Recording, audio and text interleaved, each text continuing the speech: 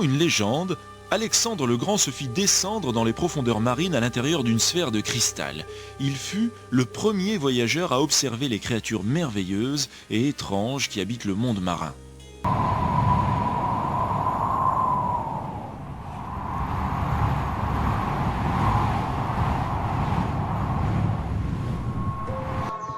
Le Coran, qui signifie récitation ou lecture, est le livre fond de l'islam.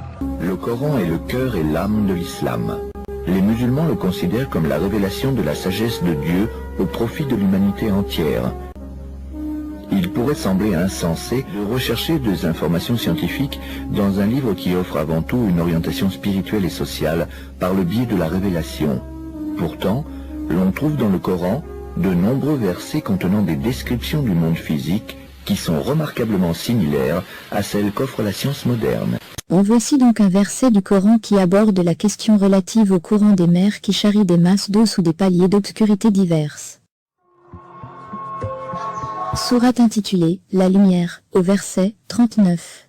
Dieu dit « Au nom de l'Omniscient, le tout miséricordieux, le très miséricordieux. Ceux qui nous dénient, leurs œuvres seront comme l'obscurité des mers, une obscurité qui couvre un courant marin profond, vient au-dessus de lui, une autre obscurité de courant de surface. Et, par-dessus d'eux, un nuage dense et dru assombrissant la surface de l'eau. Toutes ces obscurités traduisent des graduations ténébreuses. Si un quelconque plongeur venait à étendre sa main, elle ne serait plus visible. Celui que Dieu le priva de lumière, il en sera à jamais privé de lumière.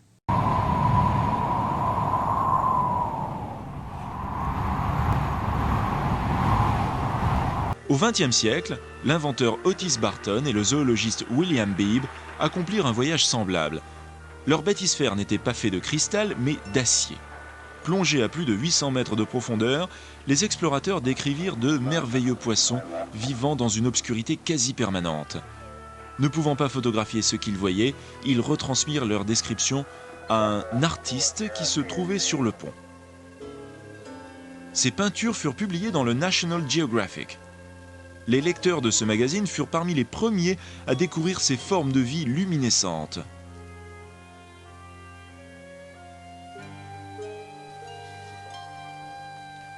Aujourd'hui, les navettes spatiales permettent aux scientifiques de sonder encore plus profondément les vastes ténèbres du milieu de l'océan. Deux hommes, l'officier de marine américain Don Walsh et l'ingénieur suisse Jacques Picard, ont été les seuls à tenter l'exploration de la plus grande fosse hadopélagique. Ils ont baptisé leur vaisseau Trieste. Trieste est ce qu'on appelle un bathyscaphe. Une sphère d'acier de 2 mètres de diamètre est reliée à un énorme ballon réservoir de 15 mètres de long, rempli d'essence pour assurer la flottabilité.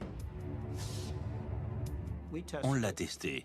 On a fait une plongée peu profonde dans le port, puis on a fait une plongée à 7000 mètres de profondeur. Tout s'est bien passé.